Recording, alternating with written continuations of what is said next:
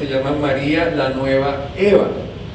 Pero realmente quiero coger este tema como una excusa para presentar un tema que quiero compartirles con ustedes, que es el tema de los tipos. El tema de los tipos, prototipos, arquetipos.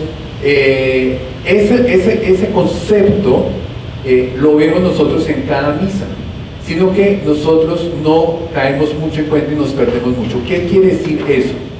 Básicamente, cuando nosotros vamos a misa los domingos, recuerden, tengan presente que nosotros se hacen 3 lecturas, ¿cierto? La primera lectura se hace una lectura del Antiguo Testamento, luego se hacen los Salmos y luego una lectura del Nuevo Testamento, de las encíclicas y las cartas, y finalmente el Evangelio. El Antiguo Testamento, la lectura del Antiguo Testamento siempre tiene algo que ver con el Evangelio, porque como decía San Agustín, el Antiguo Testamento es el Nuevo Testamento oculto. El Antiguo Testamento es el Nuevo Testamento oculto, y el Nuevo Testamento es el Antiguo Testamento revelado. Van de la mano. ¿Y por qué es eso tan importante? Porque el Antiguo Testamento siempre nos va a ayudar a ponernos en contexto, a entender qué es lo que está pasando en ese Evangelio. Entonces ahí es donde sale la ciencia del tipo, se llama así, tipo, arquetipo, prototipo. ¿Qué quiere decir eso? Es donde los biblistas nos enseñan a nosotros a ver que todo lo que estaba todo lo que se desarrolla en el Nuevo Testamento con Jesús estaba profetizado, estaba anunciado, estaba prefigurado. Hay algunas cosas que nos resultan como muy lógicas, como muy obvias, ¿cierto? Por poner un ejemplo, el Arca de la Alianza, el Arca de Noé, esa representación de la iglesia, representa la iglesia. También existen los antitipos, el clásico, la serpiente de bronce que se hace Moisés, que se cuelga en una cruz para que quien lo toque se salve de la picadura del veneno de la serpiente. Y fíjense que esa cruz con una serpiente que salva la vida humana del que pica, del veneno, del que destruye, de la serpiente, que no es casualidad que la serpiente sea una representación, un tipo del demonio. Tenemos el antitipo, que es Jesús en la cruz, que salva la vida y salva el alma. Entonces tenemos tipos y tenemos arquetipos. Entonces en el tema mariano, las doctrinas marianas, mucha gente se pregunta por qué hay tan poco material de la Virgen María, de María en la Biblia. Y para eso tenemos que entender y tratar de ubicarnos siempre en la época en que se desarrollan las escrituras y en la época en que se desarrollan los episodios que nos interesa o que estamos abordando. La Biblia es vigente, la Biblia siempre tiene un mensaje vigente, sigue aplicándose al día de hoy. Pero eso no quiere decir que tenemos que dejar de lado que la Biblia se empezó a escribir hace 3.700 años, con una cultura completamente diferente a la cultura que nosotros vivimos hoy, con un lenguaje completamente diferente al que vivimos hoy. Nosotros hemos sido testigos en muy corto tiempo cómo las palabras van cambiando. Ustedes se acordarán, hace 30 o 40 años en este país, por decir algo, la palabra gay significaba algo muy diferente a lo que significa hoy. Hace 30 años la palabra gay era en referencia a una persona alegre, entusiasta, eso era un gay. Entonces, si usted coge un libro escrito hace 40 años donde el autor empieza a decir que Roberto era gay y usted no quiere ver nada de ese tema, pues seguramente usted cierra el libro porque usted piensa que le están hablando en el contexto de hoy, porque para usted esa palabra hoy significa una cosa diferente.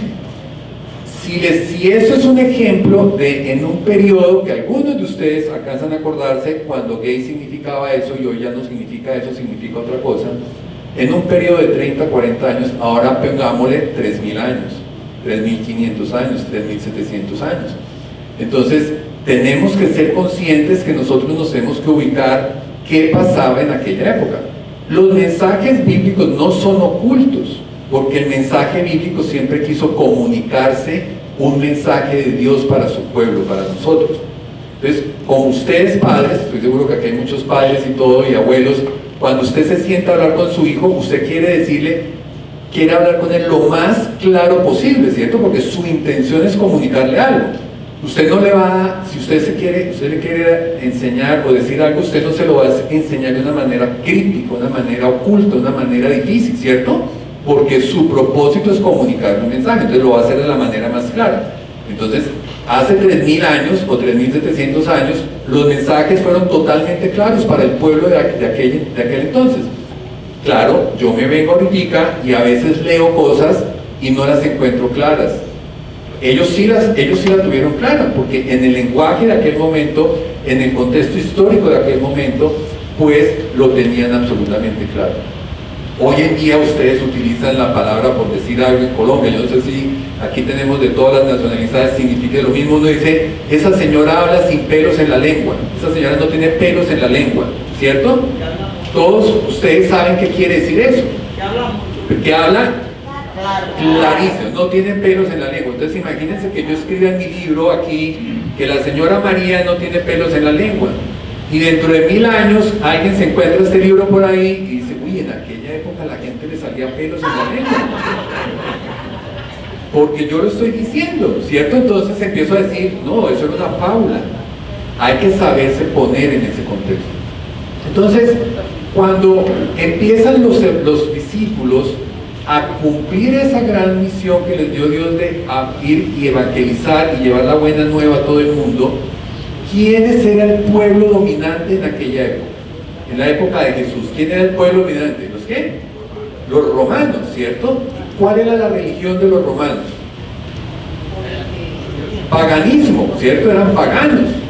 Entonces imagínense ustedes a los pobres apóstoles que van a empezar a enseñar, a evangelizar en aquel contexto histórico donde la cultura predominante era pagana, a hablarle de Dios trinitario.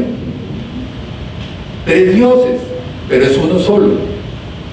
Y entrar a explicar eso en un contexto en donde la gente tenía claro, pues sí, entonces dígame, ¿cómo así? Yo tengo 5 dioses, pero usted me dice que son 3. No, fue muy difícil. Entonces, en toda en la iglesia primitiva, cuando la iglesia empieza a nacer y empieza a formarse y los discípulos empiezan esa labor de evangelización, se vieron y tuvieron que ser muy cuidadosos en cómo transmitir ese mensaje.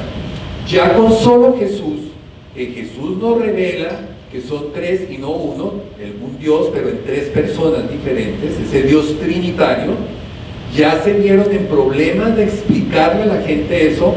Ahora pónganle ustedes que María es la madre de Dios. El contexto de María, el contexto de José, era muy difícil. Entonces ellos dijeron, vamos a concentrarnos solamente en el mensaje cristiano, Cristo, en Jesús, en el Mesías. Entonces por eso los discípulos no quisieron que se fuese a desviar la atención en que tenía que estar fijada. Y por eso encontramos muy poco material de María. Pero no por eso quiere decir que nosotros no podemos sacar grandes disertaciones, grandes lecciones teológicas y de aplicación a nuestra vida diaria de María en la Biblia. Muy poca, pero ahí tenemos. De José lo mismo. De José ni siquiera conocemos la voz de José. Conocemos la voz de María, la de José ni siquiera la conocemos. No por ello podemos sacar grandes lecciones de José. Entonces la charla un poco que les voy a dar hoy es una mezcla entre cómo hay que leer la Biblia, cómo esa compaginación de todos los domingos que nosotros venimos y escuchamos esa lectura del Antiguo Testamento con esa lectura del Evangelio. Siempre tiene algo que ver y nos ayuda a poner en contexto. Algunas veces es sumamente fácil, es sumamente obvio. Por decir algo, si nosotros hoy en el Evangelio fuera cuando los fariseos se le acercan a Jesús y le dicen que cuando nos muramos, la viuda que tuvo 7 esposos, cuando se muera, ¿de quién va a ser esposo? ¿Se acuerdan de ese pasaje que está en el Evangelio? Pues seguramente la lectura del Antiguo Testamento que se haga va a ser de Tobit, que es donde nos cuenta la historia de esta señora que tuvo 7 maridos, se casaba y la noche de la luna de miel se moría el señor y volvía, porque la ley decía que cuando se casaban y no tenía hijo, pues la cogía el hermano. y la cogió y la cogió y la cogió. 7 hermanos murieron de manos de esta viuda negra, y finalmente con Tobit es que el hombre logra que ese matrimonio funcione. Entonces, ese día usted va a escuchar en la primera lectura la historia de Tobit, que conoce a esta mujer que tenía a sus espaldas, a sus hombros los 7 muertos, y va a oír a Jesús en el Evangelio. Usted va a decir, uy, están relacionados. Entonces, hay veces que es fácil cogerla, no siempre. Pero el mensaje que les quiero dar a ustedes es, existe. Puede que usted no lo oiga, y muchas veces adicional, en la misa nosotros nos distraemos, no prestamos atención, los micrófonos a veces no ayudan, el lector tampoco ayuda, bueno, en fin. Pero eso no nos exime que en nuestra casa, por la noche, usted coge y lea el Antiguo Testamento, la lectura de que se hicieron hoy, y esfuércese por encontrar la relación. ¿Por qué se leyó eso? Y entonces cuando entendemos, nos ayuda a contextualizar qué es lo que está pasando a nuestro alrededor. Entonces la palabra tipo quiere decir eso, lo que les decía, es una prefiguración, es un esbozo. La palabra viene del griego tipos, que es con Y, T-Y-P-O-S, y traduce lo que les decía. Entonces siempre vamos a tener en la misa los domingos que nos va a ayudar a armar ese tipo, ese arquetipo de las personas. Encontramos pues de Jesús, que es donde voy a empezar, muchísimos arquetipos de Jesús, porque Jesús no solamente estaba profetizado como Mesías, dónde iban a ser, ¿se acuerdan que estaba profetizado dónde iban a ser, cómo iba a morir, dónde iba a morir, quién lo iba a entregar, qué iba a ser, cómo iba a ser conocido? Todo eso estaba profetizado. En este libro yo hablo de 42 profecías y demuestro cómo matemáticamente que Jesús cumpliese esas 42 profecías, pues era una cosa que tenía que ser Jesús el Mesías, no podía haber equivocación con Jesús. Entonces, así como había cosas que estaban profetizadas específicamente, también había cosas que se habían prefigurado para ayudarnos a entender todo lo que iba a pasar con Jesús, todo lo que iba a pasar, todo iba a estar prefigurado. Jonás en la ballena, 3 días estuvo en el vientre de la ballena y sale a predicar a Nínive. Es una prefiguración de Jesús en la tumba 3 días y resucita, ¿cierto? Esa es como fácil de entenderlo. El David con Jesús, el rey David con Jesús. José, el hijo predilecto Isaac, también con Jesús. O sea, encontramos que estos personajes desarrollan una vida de tal manera que nos van ayudando a entender qué es lo que va a pasar cuando venga el Mesías, qué es lo que está pasando cuando venga el Mesías. Entonces es fundamental de ayudarnos a nosotros a entender. Jesús, el Cordero de Dios, por ejemplo. De todos los títulos, si yo le digo, bueno, de todos los títulos que usted ha escuchado que hacen referencia a Jesús, Rey, Hijo único, Salvador, Mesías, pues todo como que tiene sentido, ¿cierto? Pero Cordero. ¿Por qué llamamos a Jesús Cordero? Entonces, para eso tenemos que remitirnos al Antiguo Testamento para entender cuál era en la Pascua, esa Pascua, qué prefiguró la Pascua, para que nosotros, o Juan nos haya dicho, ahí tienen ustedes al Cordero de Dios. ¿De dónde sale eso? Sale precisamente de toda la ley del Levítico. El Levítico decía cómo se tenían que perdonar los pecados, la gente cometía faltas. Eso lo hemos sabido siempre, que cometemos faltas. El pueblo judío lo tenía claro. Y en el Levítico estaba todo un manual. Acuérdense que a los judíos les encantaba o les encanta, a mí me dice qué es lo que yo tengo que hacer. Dígame todo lo que yo tengo que hacer. Por eso fue tan difícil para el pueblo judío aceptar a Jesús, porque Jesús dijo, no, yo no les voy a dar leyes, yo les voy a, ya, ámense los unos a los otros. Se supone que es más fácil, es más difícil, ¿cierto? Porque el amor es muy difícil que nosotros nos amemos uno al otro, pero a los judíos les encanta, a mí me dice por escrito qué es lo que tengo que hacer, punto. ¿Se acuerdan ese pasaje de Pedro a Jesús? ¿Cuántas veces es que tengo yo que perdonar al hermano? A mí dígame cuántas. 7. el hombre, entre ellos existía la tradición del tres. 3 veces era una persona generosa. Si una persona perdonaba 3 veces, era una persona generosa. Pedro se dobleteó. 7, dijo, con esto Jesús me va a decir, uy, bueno, Pedro, usted es un duro. O sea, pues lo normal era 3, usted me lanza un 7, pues excedió la marca, ¿no? Pedro va a quedar aquí todo orgulloso. Y Jesús lo desbarata diciendo, no, señor, ni siquiera 7, 70 veces 7. Pero miren que ahí se refleja la mentalidad judía. Dígame a mí cuántas. Yo solamente quiero saber cuántas. El número que usted me diga, ese es el número que salgo yo a predicar, el que salgo a cumplir. Entonces, al judío le encantaba, a mí me dice qué, a mí me escribe qué, cuánto, cómo, punto, a mí no me ponga nada más. Entonces siempre encontramos esa prefiguración. Entonces el pecado nos decía cómo se tenía que perdonar. Tenía que coger un cordero sin mancha, una paloma, unos animales, lo cortaban, lo ofrecían allá en el templo. ¿Por qué? Porque era la manera en que la persona decía, reconozco que he cometido una falta contra Dios. ¿Y cuál es el castigo cuando uno tiene una falta contra Dios? Ustedes ya me han escuchado aquí en otra ocasión el ejemplo que yo doy. En un colegio, un niño le pega un puño aquí a su compañerito al lado. El niño tiene un problema, ¿cierto? Por pegarle al compañerito. ¿Qué pasa si ese niño le da el mismo puño con la misma fuerza y en el mismo lugar, no a su compañerito, sino al profesor? La falta es más grave, ¿cierto? El castigo es más severo. ¿Qué pasa si ese mismo niño le da un puño en la misma parte, con la misma fuerza, no al profesor, sino al alcalde de la ciudad? El problema es más grande, ¿cierto? O sea que miren que el castigo o la falta, la sanción, no es por el acto mismo, sino por la dignidad del ofendido.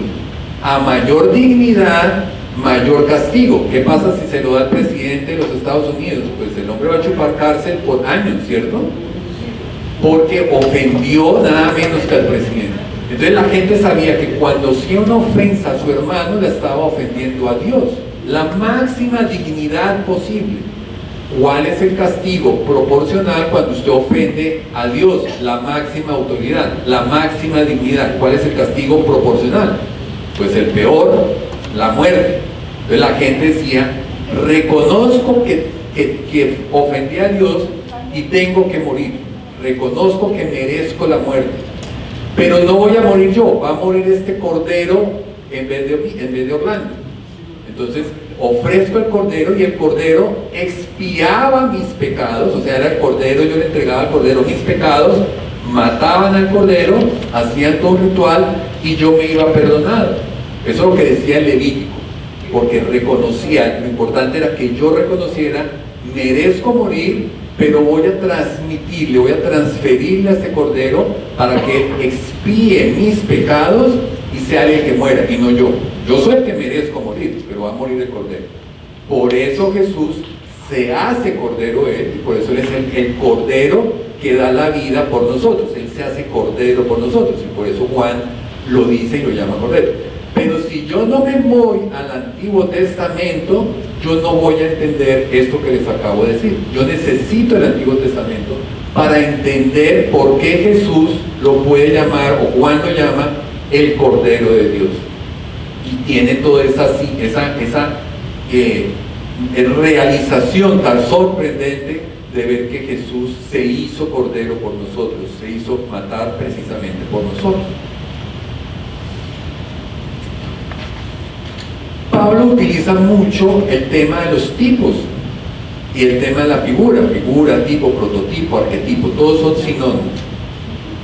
Miren por ejemplo esta lectura de Pablo en referencia a presentarnos a Jesús como el nuevo Adán, a Jesús como el nuevo Adán.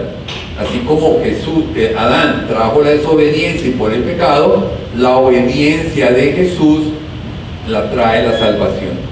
Dice Pablo en una prefiguración, un tipo, dice así: así pues, por medio de un solo hombre entró el pecado en el mundo y por el pecado entró la muerte, así la muerte pasó a todos porque todos pecaron.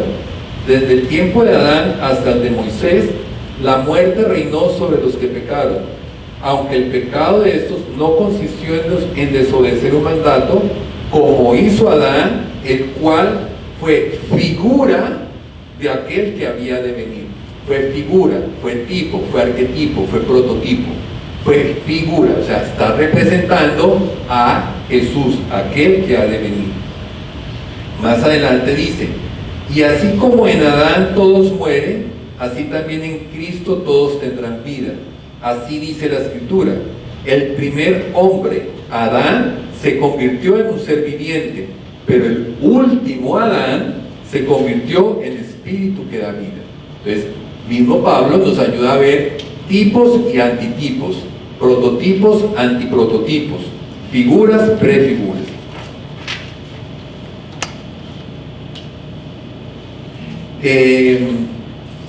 Bueno, ya les decía, el arca de Noé, que representa a la iglesia, es un prototipo, un arquetipo de la iglesia. El maná en el desierto, un prototipo de la Eucaristía, el pan que alimentó el pueblo, el pan que da vida.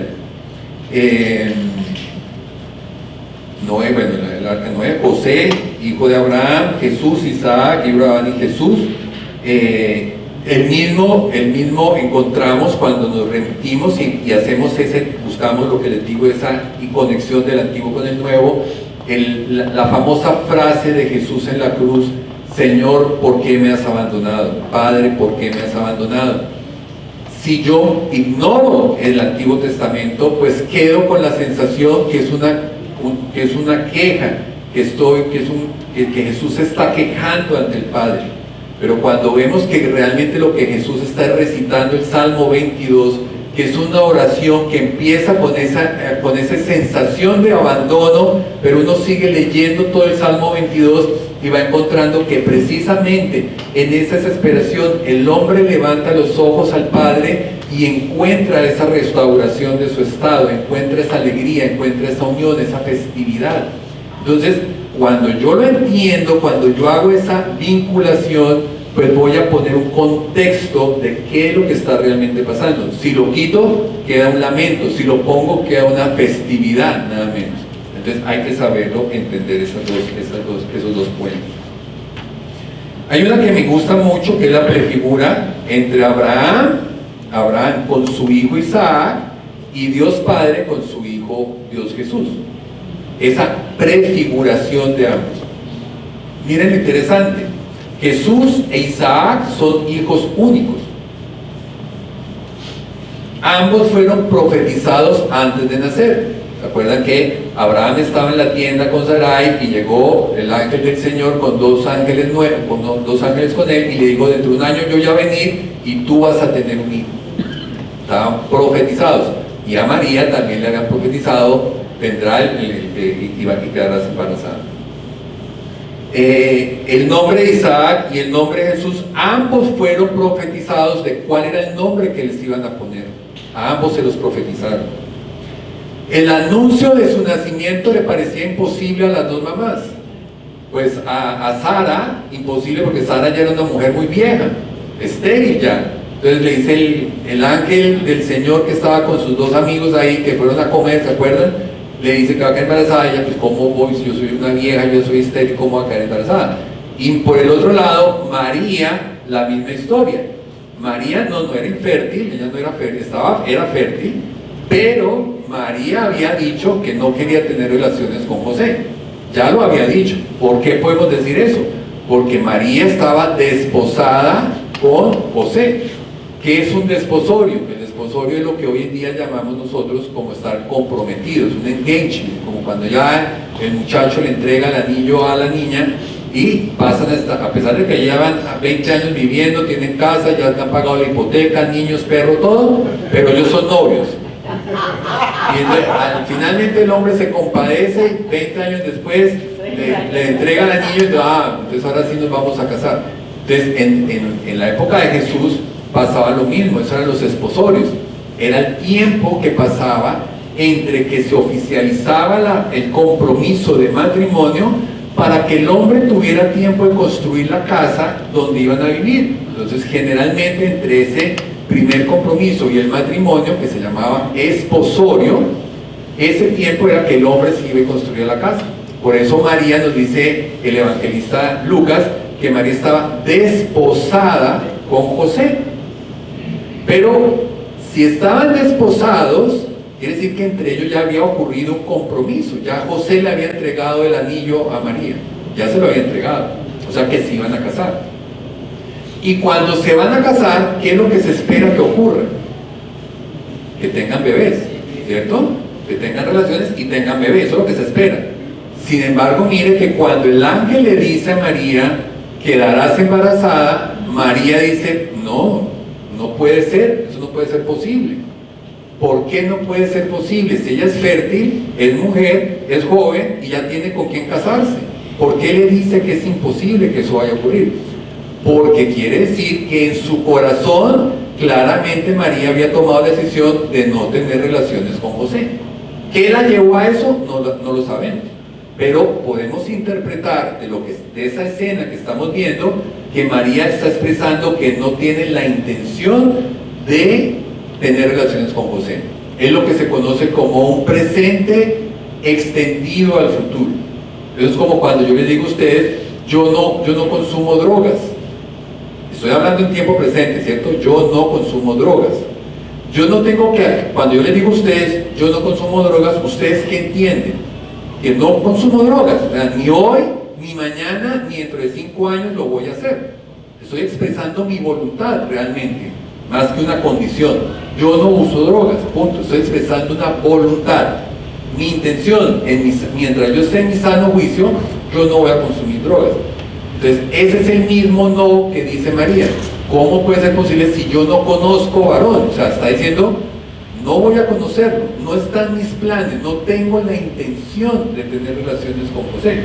Y José se lo admitió. Eso no fue una decisión únicamente de María, José se lo admitió.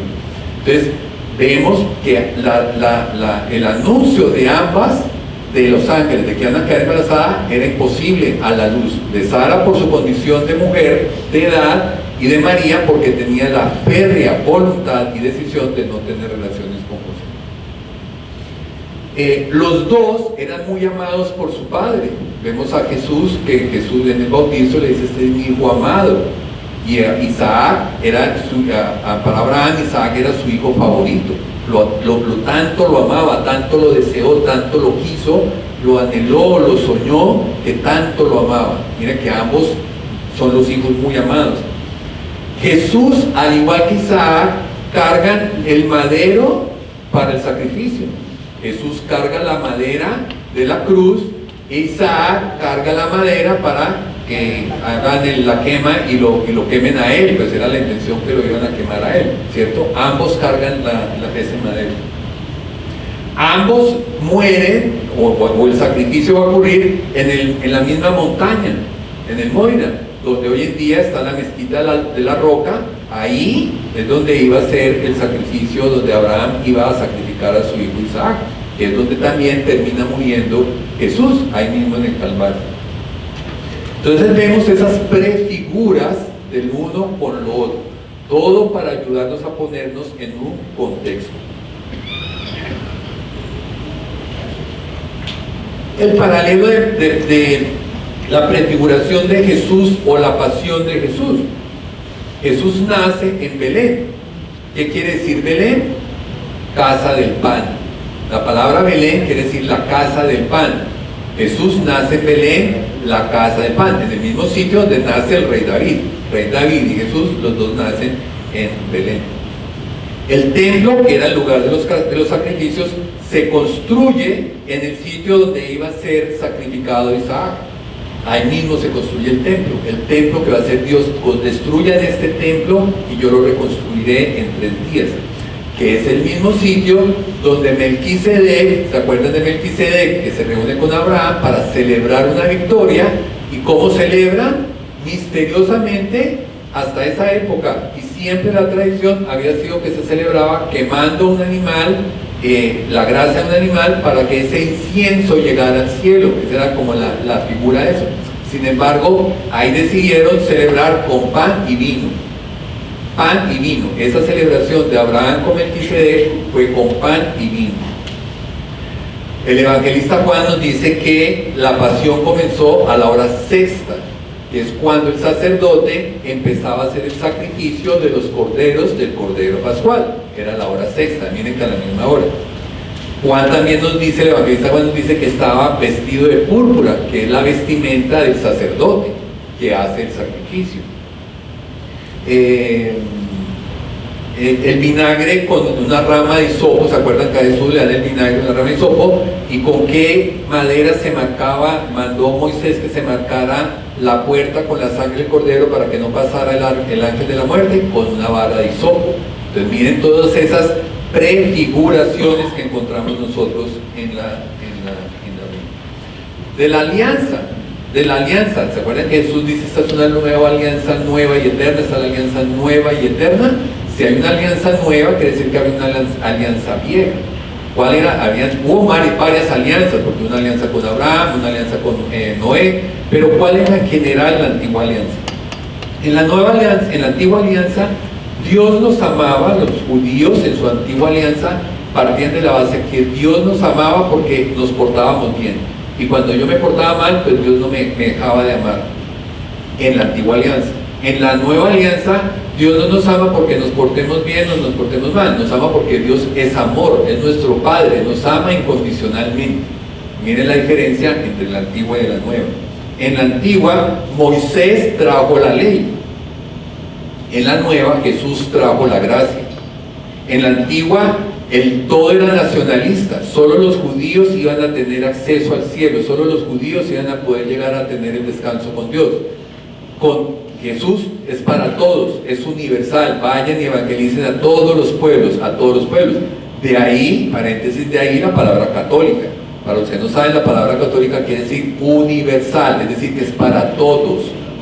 No solamente, como pensaban en el pueblo judío, en la antigua alianza, que solamente era para ellos el tema de la salvación. Los rabinos decían que en donde dos o más pronunciaban juntos las palabras de la ley, ahí estaba Dios en medio de ellos. Que dice Jesús, donde dos o más se reúnen en medio en mi nombre, ahí estoy yo con ustedes. La ley era la verdad y la luz. Jesús es la verdad, el camino y la vida. Entonces vemos todos esos paralelos. Entonces muy bien, así que en el tema de María, pues tenemos toda una teología que sale básicamente y empieza por prefiguraciones también que tenemos nosotros del Antiguo Testamento. Entonces se recordarán que cuando Moisés, que ya estaba viviendo ya se había casado, por ahí se fue a las montañas y él estaba y se dedicó a cuidarle los rebaños al suegro, y un día estaba caminando por ahí y vi una zarza, ¿se acuerdan? Vi una zarza, y ¿qué pasaba? Que esa zarza se quemaba, echaba fuego, pero no se consumía. Entonces, obviamente, pues le causó curiosidad a Moisés y se acercó. ¿Y qué pasó? Oyó una voz que decía: no te acerques, quítate las sandalias, porque el suelo que estás pisando es tierra santa, es santo. ¿Qué hacía que ese pedazo de tierra fuera santo? Porque Dios estaba ahí, ¿cierto? Es decir, Dios en el instante en que ponía un pie en el pedazo de tierra se santificaba, se hacía santo ese pedazo de tierra. El de allá no, el de allá no es un pedazo de tierra normal, este es un pedazo de tierra santo. ¿Por qué? Porque ahí estaba Dios. Entonces, de ahí nosotros desprendemos esa inmaculada concepción de María. No tiene sentido que Jesús se encarnara en un vientre que lo santificaba, lo iba a santificar, era santo, era puro. Entonces de ahí empieza todo ese tema teológico a partir de esa interpretación bíblica. Y que de paso se ha dicho, la zarza sigue existiendo. Hoy en día la zarza se ha conservado, sigue viva, que la pueden ir a visitar allá en Egipto, en el monasterio de Santa Catalina, en la parte baja del monte Sinai. Ahí la encuentran, ahí la tienen. Se construyó todo el monasterio alrededor de esa zarza. María también, ustedes han escuchado, pues estamos viendo María como la nueva Eva. También han escuchado ustedes María, la nueva arca de la alianza. María como arca de la alianza. Y la vemos porque de varias maneras.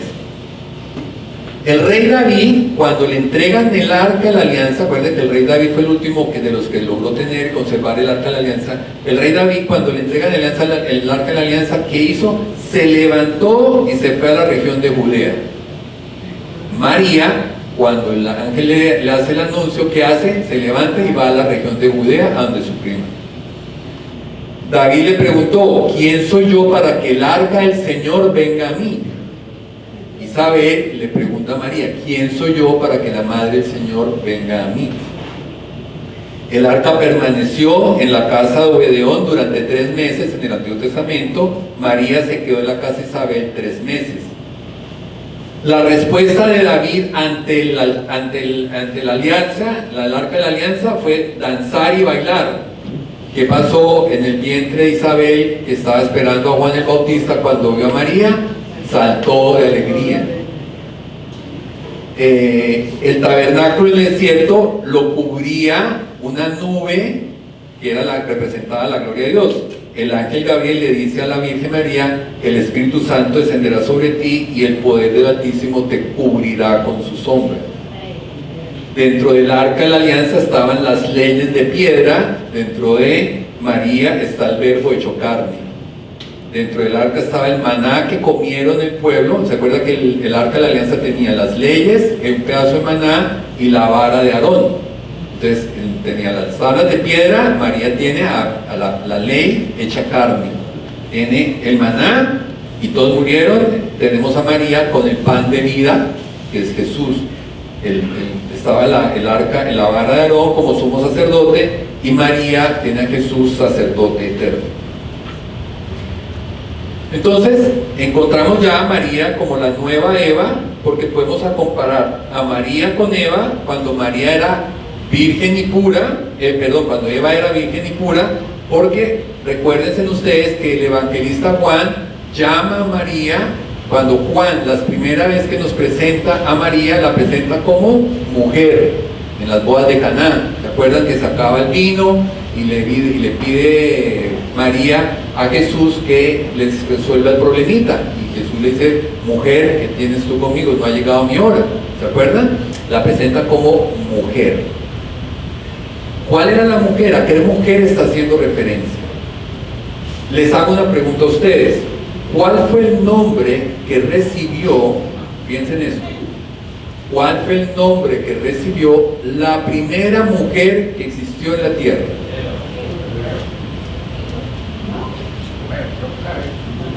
¿No? ¿No Eva? ¿Cuál fue el nombre que recibió la primera mujer que habitó en el planeta Tierra? ¿No? Recuérdense que, miren, Dios hace al hombre, ¿se acuerdan? De la tierra, acá fue la tierra, le das un soplo y se vuelve y le da vida. Y entonces el pobre Adán vivía muy aburrido. Y Dios dijo: bueno, voy a buscarle a qué podemos hacer a este hombre porque está muy aburrido. Entonces le creó a todos los animales, ¿se acuerdan? A los animales y todo. Y para que no se aburriera, le puso la tarea de ponerle nombre a todos los animales. La primera asignación de Dios al hombre fue científica, taxonomía. Me hace el favor y me clasifica a todos los animales y le pone nombre. Entonces Adán salió y le puso nombre a todos los animales. Al perro lo llamó perro, a la jirafa jirafa, al caballo caballo.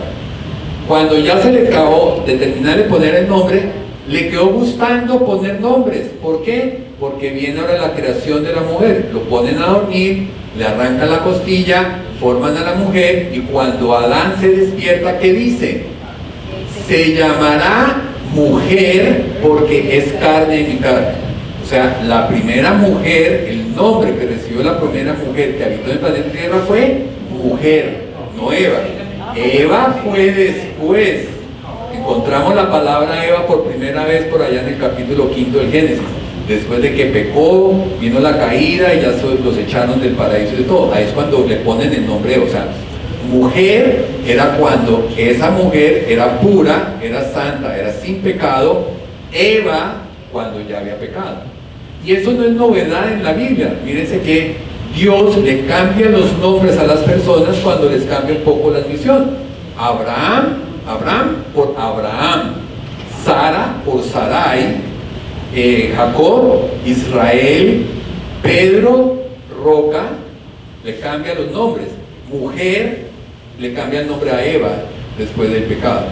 Entonces, por eso Juan, el evangelista Juan, nos presenta a María, la primera vez que nos introduce el evangelista Juan a María en las bodas de Caná, y Jesús se refiere a ella como mujer, en referencia a esa primera mujer en su estado de pureza, no en su estado de pecado, que es Eva. Y después la despide como mujer también. La presenta como mujer Juan y la despide como mujer. Cuando Jesús está en la cruz, en ese árbol, en ese madero, también teníamos a Eva, a María, a mujer y a Adán en el árbol antes de que pecaran. Estaban ahí los dos. Ahora tenemos a Jesús y a María en ese madero, y le dice: Juan, tienes aquí a tu madre, mujer, tienes aquí a tu hijo, y la llama nuevamente mujer. ¿No? ¿Por qué? Porque él no está haciendo referencia a que él nos la entrega a todos nosotros. A todos nosotros nos la entrega. Porque no le dijo: mamá, ahí tienes a Juan, a tu hijo, Juan, ahí tienes a tu madre. Él no la llamó mamá, ni siquiera la llamó María. Si la hubiera llamado mamá o la hubiera llamado María, estamos haciendo un negocio entre ellos dos, entre Juan y María.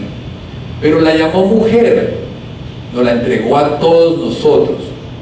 En Jesús, Juan, el discípulo, representa a todos, nos entrega a María, a todos como nuestra madre, y por eso la llamó mujer, porque está haciendo el rol de esa primera mujer, que es la madre de todas las madres, de todas las criaturas, como lo llamó Adán, la madre de todas las criaturas. Entonces Jesús en la cruz está llamando a María por su rol, la está llamando mujer, igual que Jesús. ¿Se acuerdan cuando Jesús iba para camino a Jerusalén, a su pasión, que les cuenta a los discípulos que va camino a Jerusalén, que lo van a matar, lo van a escupir, lo van a todo? ¿Qué le dice Pedro? No, Señor, no vayas por allá, ¿cómo se te ocurre que te van a hacer eso? ¿Y qué le contesta Jesús a Pedro? Aléjate de mí, Satanás. Lo está llamando por su rol. No le dijo: aléjate de mí que pareces un diablo, aléjate de mí que estás hablando como el diablo.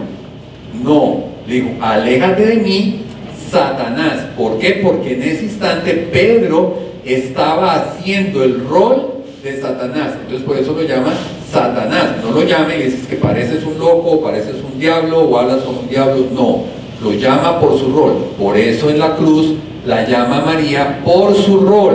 No la llama mamá, no la llama María, la llama por su rol.